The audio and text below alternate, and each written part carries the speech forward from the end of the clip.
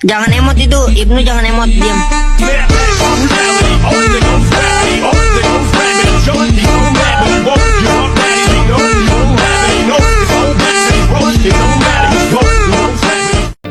Hai, halo semuanya.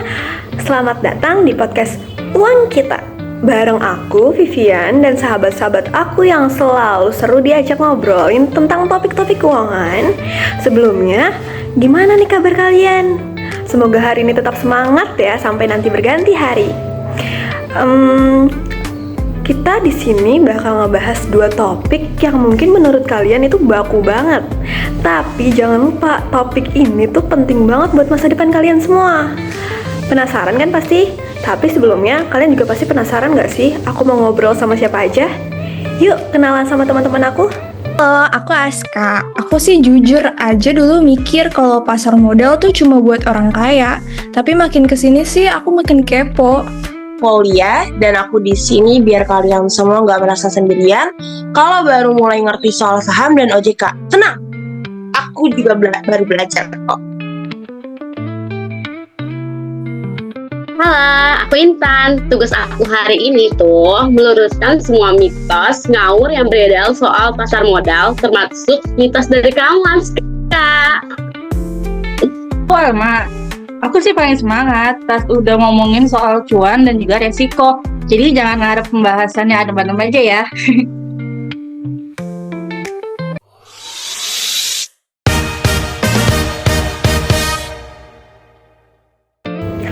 Oke, kita mulai dulu kali ya dari yang paling awal nih, paling mendasar. Menurut kalian itu OJK apa sih? Bukan ojol kan ya OJ-nya, tapi Otoritas Jasa Keuangan. Coba dilanjut sama temen aku ya. Dulu tuh beneran ngira kalau OJK tuh bagian dari Bank Indonesia loh. Nah, itu mitos nomor 1. Jadi gini ya, OJK itu tuh berdiri tahun 2011. Mulai aktif kerjanya itu tahun 2012. Dia ini tuh lembaga independen yang tugasnya itu mengawasi sektor keuangan. Keuangan di Indonesia bukan cuma di bank sih, tapi juga di pasar modal, asuransi, dan juga fintech. Dan OJK itu nggak cuma ngawasin doang loh guys, tapi juga bikin aturan, edukasiin masyarakat, dan pastinya ngelindungin konsumen kayak kita. Jadi kita nggak ditelan mentah-mentah sama produk investasi yang aneh-aneh gitu. Iya, tapi jujur ya, kadang aku masih bingung. Apa sih pentingnya OJK dalam hidup kita?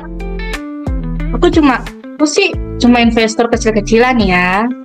Nah, justru itu loh, Mak. Makin kecil kita, justru kita makin perlu perlindungan dari lembaga kayak OJK yang tadi udah jelasin. Dia itu yang ngejamin semua transaksi yang kita lakuin itu lebih adil, transparan, dan gak ada manipulasi sehingga kita lebih ngerasa aman dalam berinvestasi.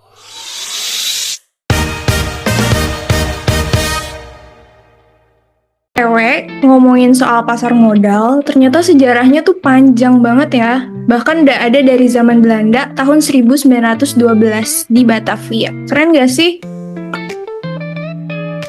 Keren banget. Iya, tapi sempat vakum juga waktu zaman Jepang, baru aktif lagi tahun 1952 gitu. Tapi boomnya itu baru mulai tahun 1977 pas Bursa Efek Jakarta dibuka lagi. Dan di titik baliknya itu tuh di tahun 1988, waktu deklarasi besar, pemerintahan itu tuh kasih jalan buat perusahaan-perusahaan buat go publik, masyarakat pun mulai ikut untuk membeli saham. Kan sekarang zamannya digital ya, aplikasi saham bertebaran, investasi tinggal modal 100.000 pun itu udah bisa ikut. Tapi tetap jangan asal klik beli ya. Aku tuh curiga deh, jangan-jangan semua orang yang sekarang beli saham tuh cuma karena FOMO. Iya, sumpah banget loh, bener Aska. Banyak banget kayak orang-orang di sekeliling kita cuma FOMO aja gitu. Dia cuma pengen ikut-ikutan, ngikutin tren, tapi nggak pernah ngerti esensinya. Jadi maka dari itu kita harus tahu dulu sistemnya, biar kita mengecilkan resikonya dan mendapatkan keuntungan yang lebih besar.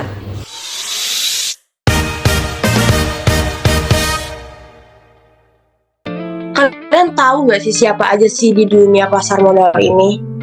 Aku akan ngasih tahu. Jadi gini, dunia pasar modal itu bukan cuma kamu dan saham doang ya.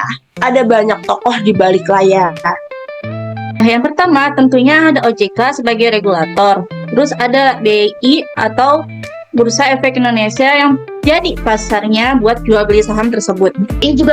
KPI juga penting banget. Mereka yang menjamin seluruh transaksi selesai dengan lancar. Jadinya tuh nggak ada tuh yang kasus-kasus udah transfer tapi sahamnya tuh nggak masuk. Nah, KSEI itu semacam lemari digital buat nyimpen semua saham kita. Jadi bukan di dompet ya, tapi di akun efek kamu gitu loh. Selain yang udah disebutin, itu ada juga perusahaan efek alias broker, ada manajer investasi, agen penjual reksadana, ada penasihat investasi karena kita perlu penasihat juga. Terus bahkan ada profesi kayak akuntan publik, notaris, dan konsultan hukum yang diperlukan saat berinvestasi. Ya, jadi semua orang ini kerja bareng kita. Investor retail bisa tenang dan yakin bahwa duit kita nggak akan hilang begitu aja, guys. Tapi ya kadang tetap ada aja sih kasus penipuan-penipuan yang nyelip juga, ya nggak sih? Makanya jangan asal pilih aplikasi atau produk investasi, cek dulu registrasinya di situs OJK, itu gampang banget loh.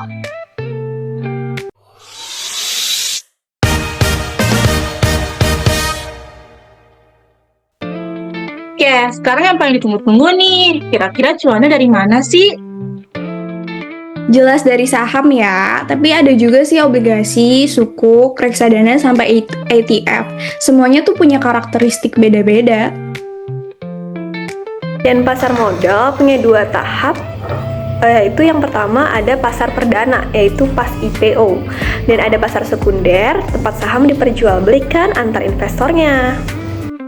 Nah, guys, perlu diingat, untuk transaksinya itu bisa lewat Jakarta Automated Trading System di BI.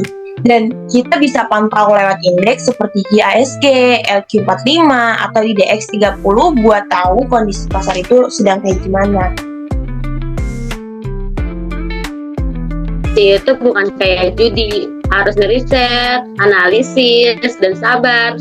Jangan hari ini beli, besoknya nyesel, terus perusahaannya marah-marah. Iya, ngerti lah ya, jangan baperan kalau sahamnya merah.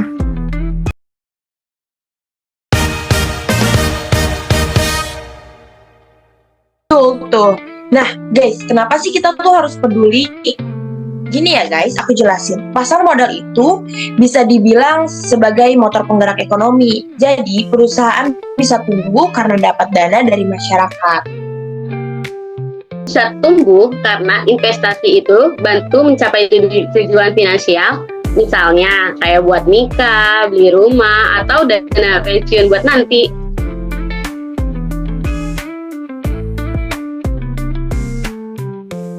Terus, kamu juga ikut punya bagian dari perusahaan tersebut waktu membeli sahamnya. Jadi nggak cuma konsumsi doang nih, tapi juga berpartisipasi dalam perusahaan itu. Wah, jadi tuh beli saham Indomie tuh sama aja kayak kita ikut punya Indomie ya?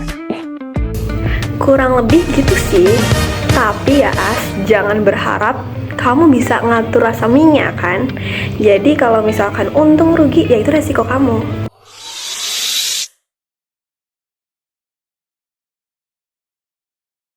Jadi intinya pasar modal itu bukan hal yang jauh atau eksklusif dari jangkauan kita. Kayak Aska bilang tadi cuma buat orang kaya kan.